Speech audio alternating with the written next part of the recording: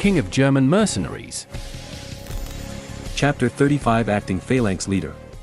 Marin was actually somewhat dissatisfied with this exercise. What was he dissatisfied with?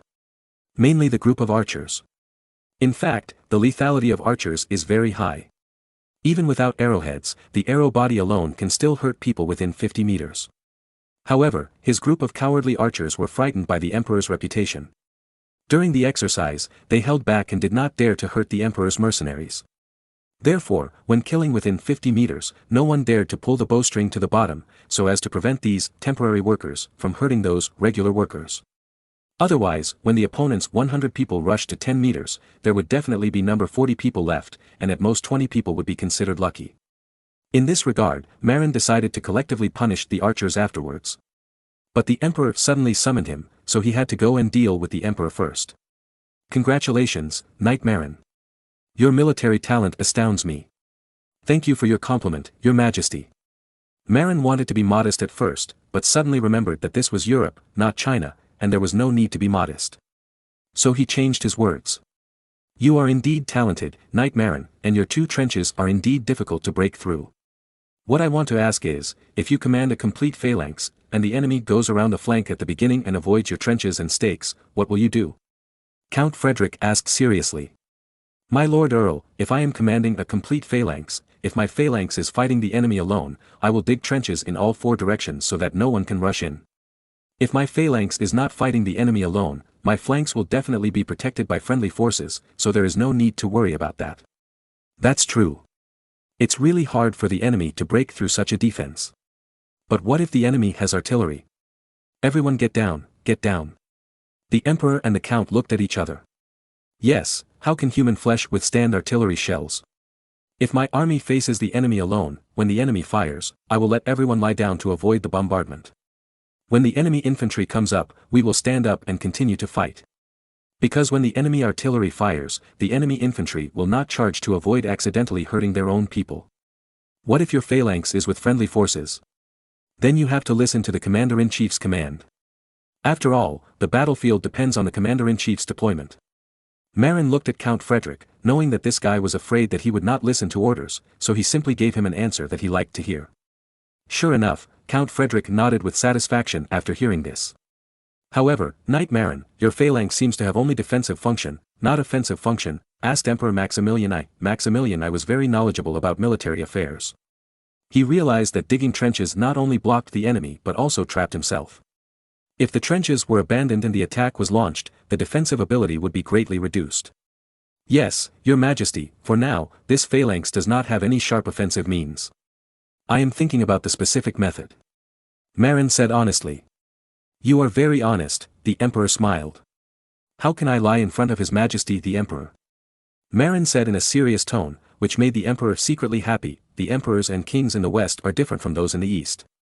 The East has strict etiquette and laws.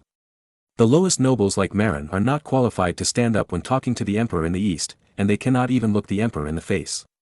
Because the emperor in the East holds great power and controls the life and death of the people in the world. In the West, the emperor and king are just the biggest lords.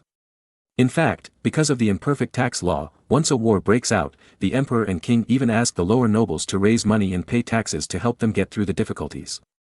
Therefore, in Europe, the emperor is not so high and mighty in front of the lower nobles. Of course, in front of serfs and civilians, the emperor and king must be high and mighty. The existence of the aristocratic parliament requires that the emperors and kings of Europe must not offend the aristocracy. Otherwise, want to increase taxes to deal with the war. Everyone will vote against you. Moreover, in the Middle Ages, most ordinary people were illiterate. If the emperor wanted to appoint officials, he had to rely on the aristocracy with the highest literacy rate.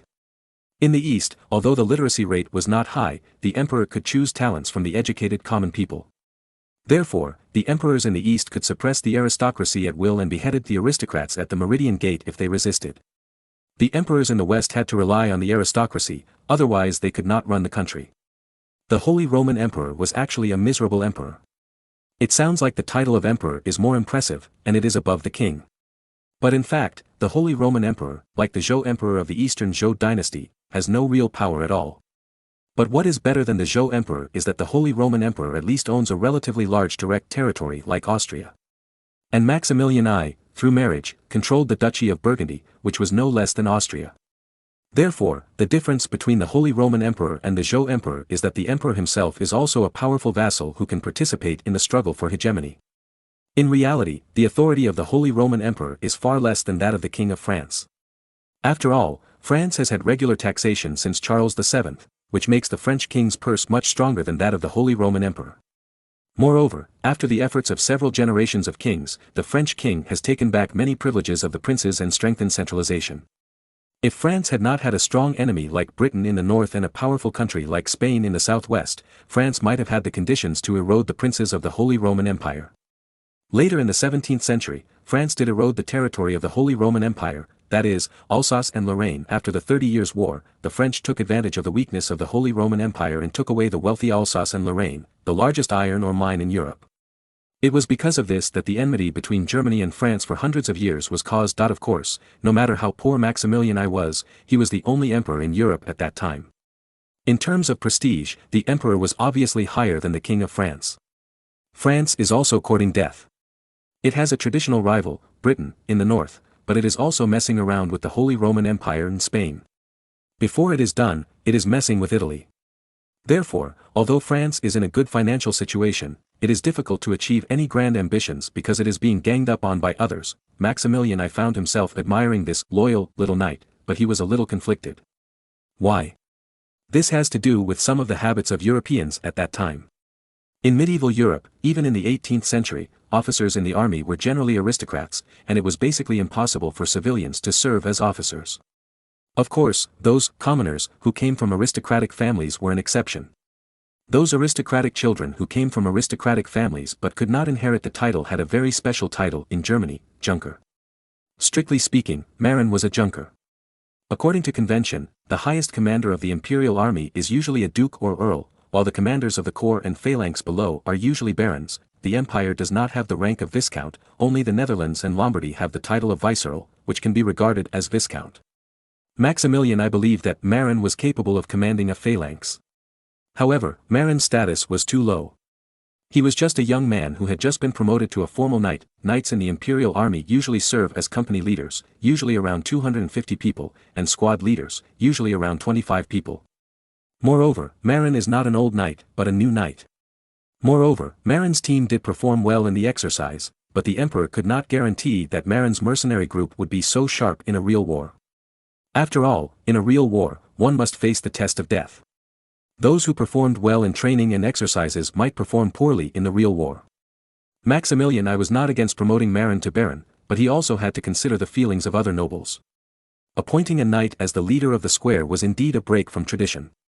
But the emperor thought about it again and again and decided to give it a try. Because he had violated tradition by setting up a mercenary system within the empire. So, he didn't mind violating it again, but of course, he couldn't go too far.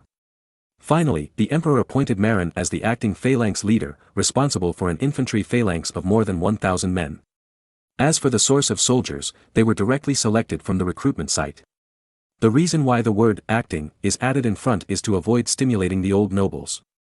If Marin is capable enough and performs well in the next battle and makes military achievements, the emperor will not be stingy with rewards. He can be promoted to baron and appointed as the official phalanx leader. But if Marin performs poorly next, the emperor can completely remove Marin from the position of phalanx leader and demote him to company commander. Of course, the premise is that Marin is still alive at that time. Chapter 36 Personnel Arrangements. After becoming the acting phalanx leader, Marin was extremely excited. A phalanx had more than 1,000 people, which was equivalent to a regiment in the future. In other words, Marin became a mid-level officer equivalent to a regiment leader. Before that, Marin was just a poor wandering knight with no inheritance to inherit. You know, according to the later Chinese level calculation, the head of the group is on the same level as the county magistrate. This made Marin, who had never been a middle school monitor in his previous life, very excited. But he soon realized that there is no such thing as a free lunch. Soon, His Majesty the Emperor and Count Hohenzollern both tried to throw sand in his phalanx. Marin's phalanx was organized into 4 companies, each with 250 to 300 men. The company commander was not a civilian. Marin had no knights suitable for this level of position. Therefore, the emperor kindly sent 2 knights from Austria, which was directly under the Habsburg family, to serve as company commanders. At the same time, Count Frederick II of Hohenzollern also sent a knight from his earldom to serve as company commander. That is to say, the emperor and the count would have to take away 3 of the 4 company captains, leaving only 1 for Marin. In fact, doing so was already a face-giving to Marin. If he hadn't given face, none of the 4 company captain positions would have been left to Marin. In order to show his support, the emperor allowed Marin to use punishment if the company captain disobeyed orders. Of course, if he wanted to dismiss or execute them, he had to discuss it with the Habsburg family. In fact, the emperor and the earl did not come to control this small square. Instead, the 2 big guys were very interested in how Marin trained a group of untouchables in more than a month. They sent people here to steal his skills. You know, there are countless untouchables in the empire. If there is a training method like Marin, once the war needs it, tens of thousands of people can be immediately pulled out and trained to be like the 100 people under Marin. Who can compete with the empire? Marin thought about it all night and seemed to have figured out the reason. So, he decided to keep it for the time being. Since the Spanish phalanx has been brought out, there is no need to hide it. As for discipline training, just watch it. Anyway, people of this era are not so concerned about discipline. They are more concerned about personal martial arts, similar to ancient China. After all, the benefits of strict discipline can only be seen on the battlefield. And personal bravery can be seen in a duel. As for the position of company commander that the emperor left for Marin, Marin thought about it and decided to give it to Schwartz. Schwartz was a descendant of a noble family with a surname. Although he was no longer a noble, he was also a junker with a name. Unlike serfs, they only had a name but no surname. Moreover, Schwartz himself was good at martial arts, and under his own training, he also learned riding and horse fighting. Now, Schwartz's horse fighting ability is no less than Marin. Basically no one doubts that he is a knight. Because knights are not just bragging. Knights must first have good martial arts. If a civilian wants to pretend to be a knight, he will be exposed in a duel. In addition, the most important thing is that Schwartz is a cultured person. As a descendant of a knight, although Schwartz has no warhorse and no foundation in horse warfare, he has received cultural education from his family since he was a child. He even received some simple basic theoretical education on military command. This is something that none of Marin's other men have. For this reason, Marin claimed that Schwartz was a knight apprentice he recruited and was an apprentice knight. Then, Marin personally paid for a set of half-worn plate armor and equipped Schwartz with it. As for the horse, Schwartz still rode a draft horse. Anyway, Marin wanted him to be the captain of the infantry company, not a cavalryman, so the problem of the war horse would not be noticed. Marin secretly terminated the servant contract with Schwartz and changed it to an apprentice contract. At the same time, Schwartz swore allegiance to Marin and signed the document. As a modern man, Marin did not believe in empty oaths, but believed more in contracts and agreements. After arranging the identity for Schwartz, Marin announced that the captain of his first company of the phalanx would be Schwartz Lang. Then, Marin successively appointed Bowen Gardner, Hayder Basque, who were sent by the emperor, and Jason Shares, who were sent by the count, as the captains of the 2nd, 3rd, and 4th companies. As for the squad leaders, each squad has 25 people, and the total number of squad leaders is more than 40. Marin also appointed people based on personal connections, selecting 25 outstanding guys from the previous 100 men. In addition to the 10 squad leaders who belonged to Schwartz's first company, the remaining 15 people were mixed into other companies. Basically, the other 3 company leaders could only appoint half of the squad leaders. This method not only ensures that the other 3 companies are not out of their control, but also allows these experienced old men to help the newly formed company complete the training work. After all, these 25 people are already very familiar with the Marx training method. In addition, once a square formation is formed, a flag bearer must be selected. The flag bearer is very important on the battlefield, otherwise there would not be the saying of beheading the general and seizing the flag in ancient times. Marin originally planned to let Khan, a fool, be the flag bearer, but Khan himself was not happy about it. He said that the mace was more convenient to use. He would feel uncomfortable holding a flag that could not be used to hit people. In desperation, Marin had to choose the honest and strong attendant Garland to serve as the flag bearer of the phalanx. Among Marin's attendants, Schwartz became the company captain, Saul became a scout, Tara became the leader of the cooking squad, and Khan had to fight, so Garland had nothing to do.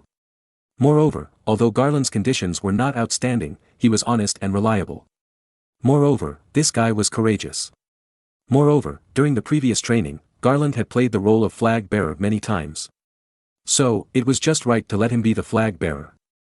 As for Khan, Marin thought about it and decided to keep him by his side as a bodyguard. This guy is very good at infantry combat, and Schwartz can't handle it when he swings the mace. If someone comes to besiege him, this guy will just stand in front. Specifically, he can be defined as a guy like Jian Wei who was beside Cao Cao. As for the quartermaster of the square, Comrade Kohler was naturally appointed. If someone else were to take over, his math skills would not be up to par. I am a math expert at a very high level, but it would be embarrassing to do the math myself. After completing the personnel arrangements, Marin went to the recruitment site and personally selected the soldiers. Of course, as a junior, those senior imperial officers must select the soldiers before him. In desperation, Marin had to follow the previous method and select those brave young people who are honorable in defeat, are not afraid of getting hurt, and do not give up easily. Marin first selected 800 people, and then he planned to select archers. But what made him depressed was that after many archers came happily and left disappointed last time, not many hunters came to apply this time. Even though he was the leader of the square and an official, he still only recruited 80 archers in total, including the original 20 people. In other words, Marin only had 100 archers. He was helpless. Even if he went to the Count of Hohenzollern, it would be useless. Because there were not many archers in Germany. Hunters with good archery skills could support their families and there was no need to join the army. And young people with average archery skills did not apply for the army. After all, they were disappointed last time and did not come again this time. And the emperor would not issue another decree just because Marin, a mere phalanx leader, wanted archers. So Marin could only make do with these 100 archers. Then, Marin went to the arena again and selected more than 200 people, bringing the number of the square formation to a full 1,100. After the number of people was replenished, Marin called the 4 company leaders to divide the soldiers together. Starting from Schwartz's first company, several company leaders went to select soldiers one by one. Of course, Schwartz took advantage of it because he was the first to select people, and he picked the best ones. Although the other 3 were unhappy, they were nominally subordinates, so they couldn't say anything. As for the 100 archers, they were formed into a separate archery brigade, with the best hunter named Kovacs as the brigade leader, also known as the sergeant. The reason for this arrangement was that there were very few nobles who were good at archery. Only the hunters were proficient in this art. After the formation of the team, Marin applied to the emperor's quartermaster for a batch of white cloth, which was made into vests with square black crosses painted on them. In this way, the black cross and white vests became the biggest feature of Marin's phalanx.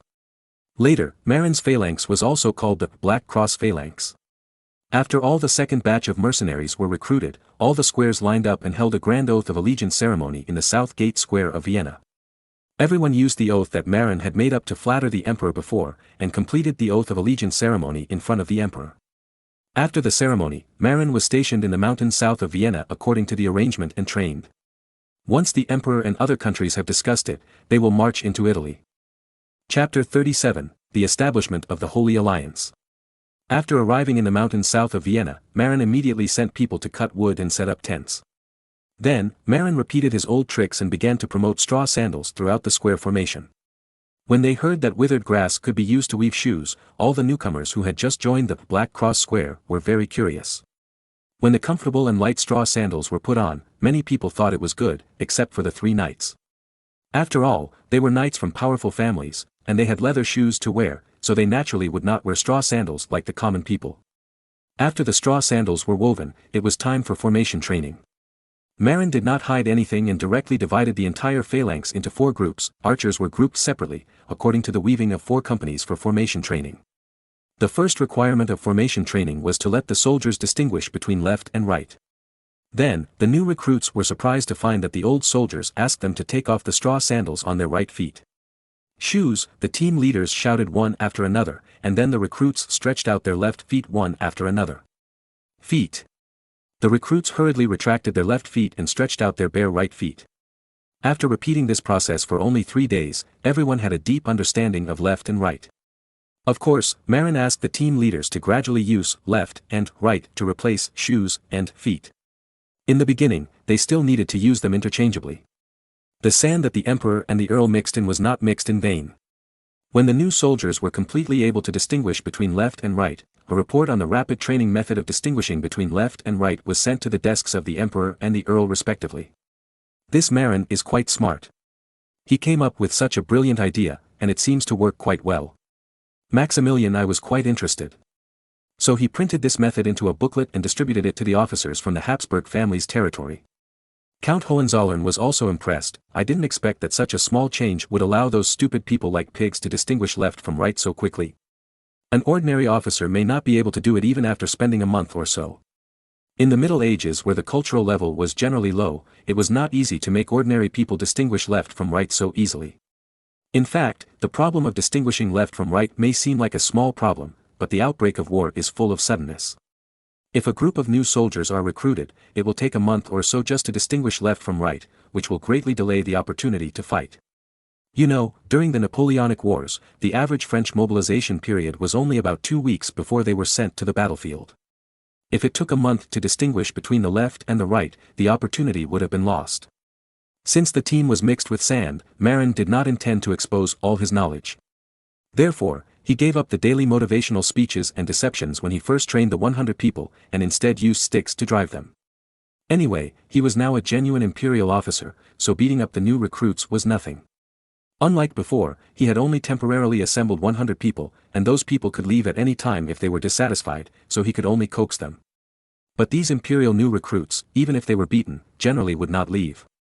With the demonstration and help of the 100 veterans that Marin had trained before, these new recruits also made rapid progress. After all, the power of example is infinite.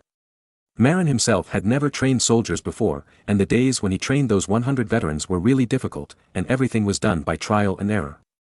Now, Schwartz and the 25 team leaders are all experienced in training. Moreover, Marin's training requirements have also been lowered. Before, those 100 people had to do 2 5-kilometer cross-country runs every day, but now, these new recruits only need 1 5-kilometer run every day. Therefore, what the 3 knights sent by the Emperor and the Earl saw were Marin's old subordinates beating and abusing the new recruits. Moreover, even if the new soldiers wanted to resist, Marin was not afraid. His 100 veterans were much more cunning than these new soldiers. Under Marin's training, these veterans quickly formed a formation when fighting, and initially learned the secret of dividing and surrounding before fighting in a group. Even if the new soldiers made trouble, they would not make trouble together, at most some of them were dissatisfied.